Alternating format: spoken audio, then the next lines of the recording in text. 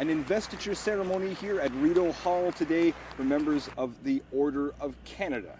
A long list of names, including 7 from the Ottawa area. Everyone, in fact, from the city of Ottawa, except for one who was from Chelsea. Among the famous names, longtime broadcaster, the Montreal Canadiens and CBC's Hockey Night in Canada, Dick Irvin was among those honored today. You know, I've got an old scrapbook at home of my father's playing career that is over 100 years old. And there was a headline in the Winnipeg Free Press in 1914 about an incident with a hockey game and a ruling, and my dad was involved, etc., etc. But it had a great big headline, not on the sports page, but on the front page.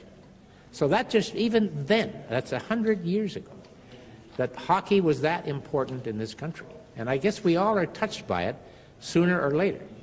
While Dick Irvin is certainly a household name in Ottawa, another one of the more famous inductees today has an even stronger tie to the city of Ottawa. Author Douglas Copeland was honored today. He is also the designer of the National Firefighters Memorial. And last but certainly not least, you don't have to listen to Ronnie Hawkins talk for too long before you realize he's not actually a Canadian, but he has spent most of his life here. The father of Canadian rock and roll, most people would say, was honored today as well.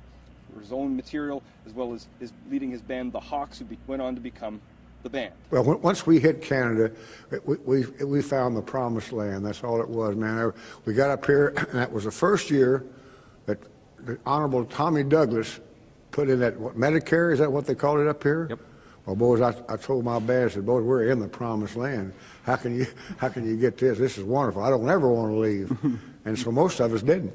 I owe Canada everything, because we came up here at a time when the places I were playing in Memphis and around there, they were rough places, man. I mean, you had to show your razor and puke twice before they'd let you in, you know. So, but Canada we thought it was the opposite.